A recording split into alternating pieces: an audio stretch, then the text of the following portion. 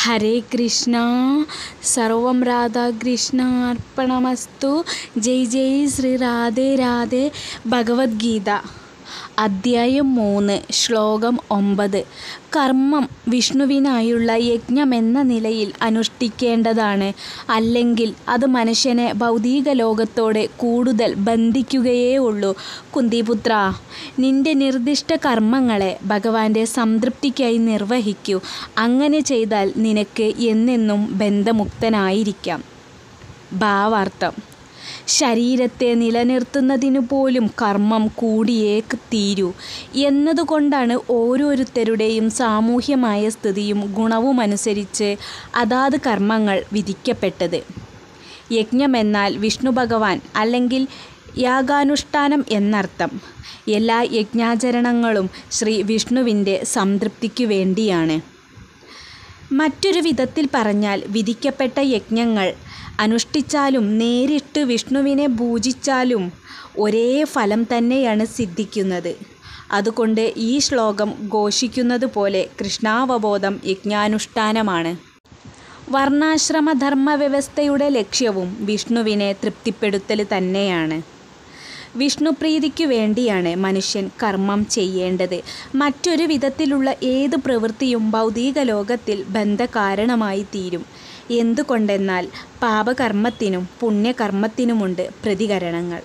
ഏതുതരം പ്രതികരണവും കർത്താവിനെ ബന്ധനത്തിൽപ്പെടുത്തുകയും ചെയ്യും. അതിനാൽ കൃഷ്ണപ്രീതിക്കായിക്കൊണ്ട് അല്ലെങ്കിൽ വിഷ്ണുപ്രീതിക്കായിക്കൊണ്ട് കൃഷ്ണാവബോധത്തോടെ വേണം ഏത് കർമ്മവും നിർവഹിക്കാൻ. അങ്ങനെയുള്ള പ്രവർത്തനത്തിൽ ഏർപ്പെട്ടുകൊണ്ടിരിക്കുന്ന ആൾ മുക്താവസ്ഥയിലാണ്. ഇതാണ് കർമ്മം ചെയ്യുന്നതിൻ്റെ ഉത്കൃഷ്ടമായ കല. തുടക്കത്തിൽ ഈ പദ്ധതിക്ക് അതിവിദഗ്ധമായൊരു ശിക്ഷണം ആവശ്യമാണ്. നല്ലൊരു കൃഷ്ണഭക്തൻ്റെ വിദഗ്ധ ശിക്ഷണത്തിന് കീഴിലോ അല്ലെങ്കിൽ അർജുനന് ലഭിച്ച പോലെ ഭഗവാന്റെ നേരിട്ടുള്ള ഉപദേശം വഴിക്കോ ജാഗ്രതയോടെ പരിശീലിക്കേണ്ടതാണ് ഇത്. ഏതൊരു പ്രവൃത്തിയും ഇന്ദ്രിയ സുഖപൂർത്തിക്കായല്ല, കൃഷ്ണപ്രീതിക്കായി കൊണ്ടാണ് ചെയ്യേണ്ടത്. ഇങ്ങനെ പ്രവർത്തിച്ചു കൊണ്ടിരുന്നാൽ കർമ്മഫലങ്ങളിൽ നിന്ന് മുക്തി നേടാമെന്ന് മാത്രമല്ല, ക്രമേണ ദിവ്യപ്രേമാത്മകമായ ഭഗവത് സേവനത്തിലേക്ക് താനെ ഉയരുകയും ചെയ്യാം. അതുകൊണ്ട് മാത്രമേ മനുഷ്യന് ദൈവസാമ്രാജ്യം പൂകാൻ കഴിയൂ.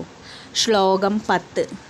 സൃഷ്ടിയുടെ ആരംഭത്തിൽ പ്രജാപതി ദേവന്മാരെയും മനുഷ്യരെയും ഒപ്പം തന്നെ വിഷ്ണുവിനായുള്ള യജ്ഞങ്ങളെയും ഉൽപ്പാദിപ്പിച്ച ശേഷം അവരെ ഇങ്ങനെ ആശീർവദിച്ചു: ഈ യജ്ഞത്തെ കൊണ്ട് നിങ്ങൾ സന്തുഷ്ടരാവുക. മോക്ഷപ്രാപ്തിക്കും സുഖജീവിതത്തിനും വേണ്ടുന്നതെല്ലാം ഇതിൽ നിന്ന് നിങ്ങൾക്ക് ലഭിക്കും. ഭാവാർത്ഥം: ബദ്ധരായ ജീവാത്മാക്കൾക്ക് ഈശ്വരധാമത്തിൽ തിരിച്ചെത്താൻ ഒരവസരം നൽകുകയാണ് ഇത്. ഭൗതിക സർഗത്തിലൂടെ സൃഷ്ടാവ് വിഷ്ണു ചെയ്തത്.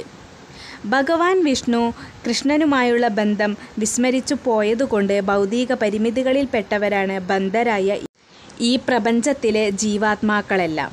വൈദിക സിദ്ധാന്തങ്ങൾ ഈ സനാതന ബന്ധത്തെക്കുറിച്ച് മനസ്സിലാക്കാൻ സഹായിക്കുന്നു. ഭഗവത്ഗീത ഉപദേശിക്കുന്നത് പോലെ ഭഗവാനെ അറിയലാണ് വേദങ്ങളുടെ ഉദ്ദേശം. ജീവജാലങ്ങളുടെ നാഥൻ വിഷ്ണു ഭഗവാൻ തന്നെ. ഭഗവാൻ വിഷ്ണുവാണ് പ്രജാപതി. സർവ്വജീവജാലങ്ങളുടെയും സകല ലോകങ്ങളുടെയും സർവ്വസൗന്ദര്യങ്ങളുടെയും നാഥനും സർവരക്ഷകനും അദ്ദേഹമത്രേ. വിഷ്ണുപ്രീതിക്കു വേണ്ടി യജ്ഞങ്ങൾ ചെയ്യേണ്ടതെങ്ങനെയാണെന്ന് ബന്ധസ്ഥരായ ജീവാത്മാക്കളെ പഠിപ്പിക്കാനായി ഭഗവാൻ ഭൗതിക പ്രപഞ്ചം തന്നെ സൃഷ്ടിച്ചു. അങ്ങനെ യജ്ഞാനുഷ്ഠാനം കൊണ്ട് അവർക്ക് ഈ ലോകത്തിലുള്ള കാലത്തോളം ഉത്കണ്ഠ കൂടാതെ സുഖമായി ജീവിക്കാനും ശരീരം നശിച്ച ശേഷം ദൈവസാമ്രാജ്യത്തിലേക്ക് എത്തിച്ചേരാനും കഴിയും. ഇതാണ് ബദ്ധരായ ജീവാത്മാക്കൾക്ക് വേണ്ടിയുള്ള സമഗ്രമായ പദ്ധതി. യജ്ഞാനുഷ്ഠാനത്തിൽ ബദ്ധരായ ഈ ജീവാത്മാക്കൾ ക്രമേണ കൃഷ്ണാവബോധം ആർജിക്കുന്നു.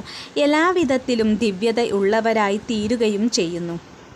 ഈ കലിയുഗത്തിൽ സങ്കീർത്തന യജ്ഞം അഥവാ ദൈവനാമോച്ചാരണമാണ് വേദോപദിഷ്ടമായിട്ടുള്ളത്. ഈ യുഗത്തിലെ ജനകോടികളുടെ മോചനത്തിനു വേണ്ടി ഈ ദിവ്യമായ പദ്ധതി ശ്രീകൃഷ്ണ ചൈതന്യ മഹാപ്രഭു ആവിഷ്കരിക്കുകയും ചെയ്തു.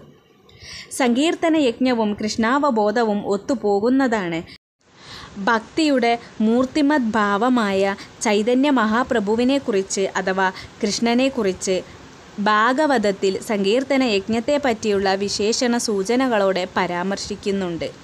കലിയുഗത്തിൽ സുമേധസ ബുദ്ധിയുള്ള ജനങ്ങൾ സഹചാരി സമേതനായ ഭഗവാനെ സങ്കീർത്തന യജ്ഞത്താൽ ആരാധിക്കുന്നു.